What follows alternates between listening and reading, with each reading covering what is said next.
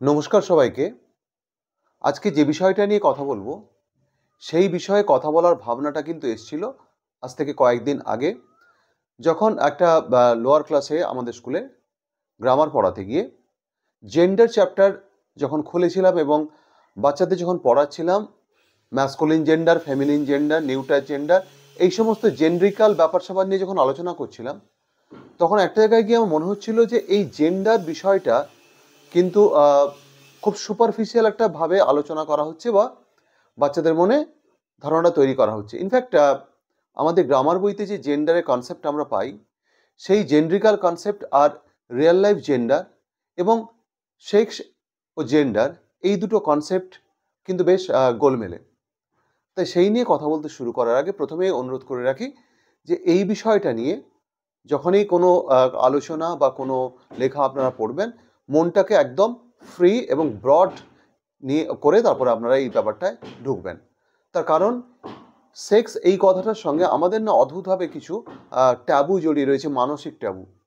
আমাদের ছোটবেলা থেকে এই শব্দটা সম্পর্কে এমন একটা হাস হাস মানে ফিসফিস চুপচুপ ব্যাপার তৈরি করা হয়, যেখানে এই বিষয় নিয়ে কথা বলতে শুরু করলে যিনি কথা বলেন তিনিও অস্বস্তি বোধ করেন, আর যারা শোনে তাদের যেন অস্বস্তি হয়। কিন্তু ব্যাপারটা খুবই নর্মাল একটা বিষয়। তো এবারে মূল প্রসঙ্গে ঢোকা যাক। সেক্স এই বিষয়টা হচ্ছে মানুষের যে সমস্ত শারীরিক চিহ্ন বা আরও স্পষ্ট করে বললে যৌন চিহ্ন রয়েছে শরীরে, সেই সংক্রান্ত একটা পরিচয়। ইনফ্যাক্ট আমাদের জন্মের আগে থেকেই আমাদের এই সেক্স ব্যাপারটা তৈরি হয়ে যায় বা ফিক্সড হয়ে যায়। এখানে যেরকম রয়েছে ক্রোমোজোম, অর্থাৎ আমাদের শরীরে আমরা জানি এক্স ক্রোমোজোম, ওয়াই ক্রোমোজোম রয়েছে, যার উপর দাঁড়িয়ে আমরা মেল ফিমেল এই ডিভিশনটা করি। সেই এক্স ওয়াই ক্রোমোজোমের উপস্থিতি, সঙ্গে হরমোন, বিভিন্ন রকম হরমোন, পুরুষদের দেহে একরকম, নারীদের দেহে একরকম থাকে আমরা জানি। কিছু কিছু ক্ষেত্রে কমন হরমোনও থাকে।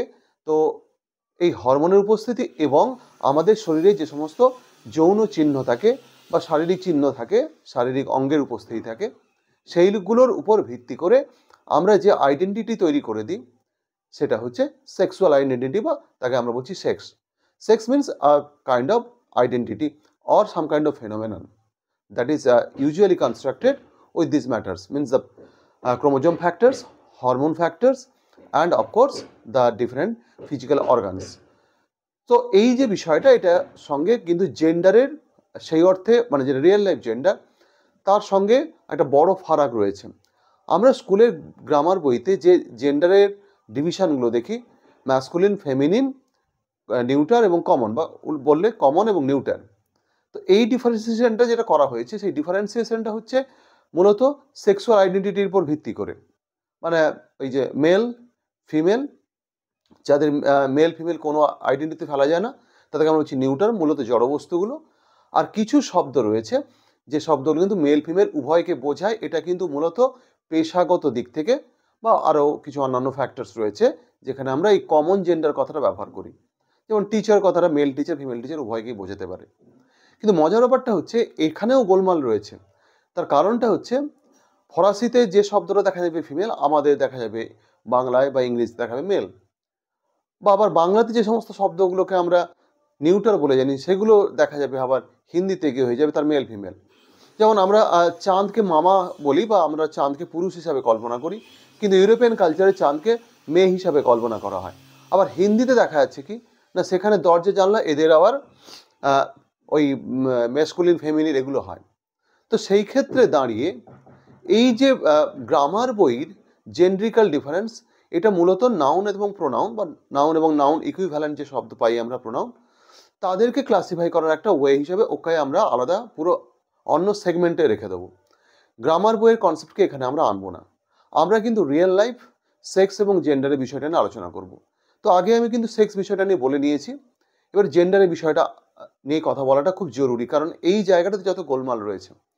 এবং আজকে খুব ছোট করে আমি বিষয়টা বলছি, পরবর্তী হয়তো আরেকটা ভিডিওতে আনবো আরও বড় করে একটা আলোচনা, কারণ এই বিষয়গুলো নিয়ে পরিষ্কার ধ্যান ধারণা তৈরি হওয়ার দরকার রয়েছে। নাহলে অনেক সামাজিকভাবে এবং আমাদের অন্যান্য ক্ষেত্রে অনেক সমস্যা তৈরি হয়।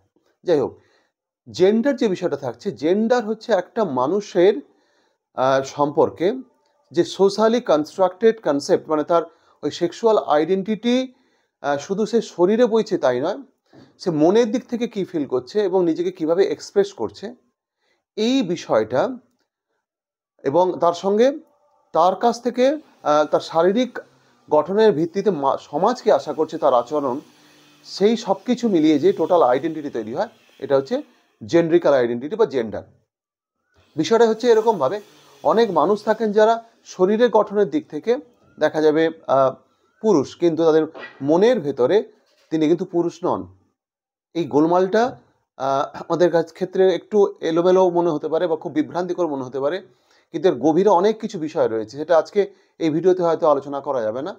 কিন্তু মুদ্রা বিষয়টা হচ্ছে এটাই, আমরা সমাজের দিক থেকে ভেবে নিই একটা মানুষের শারীরিক গঠন যদি পুরুষের মতো হয় তাহলে সে পুরুষের মতো আচরণ করবে, তার কিছু আচরণ বিধি এতদিন তৈরি হয়ে এসছে। কারণ বেশিরভাগ ক্ষেত্রে আমরা দেখি কি, যাদের শারীরিক গঠন পুরুষের মতো তাদের মানসিক গঠনও পুরুষের মতো, আবার যাদের শারীরিক গঠন মেয়েদের মতো তাদের মানসিক গঠনও মেয়েদের মতো, তাদের আচরণ নিজেকে প্রকাশ করার যে ভঙ্গি সেটাও মেয়েদের মতোই হয়।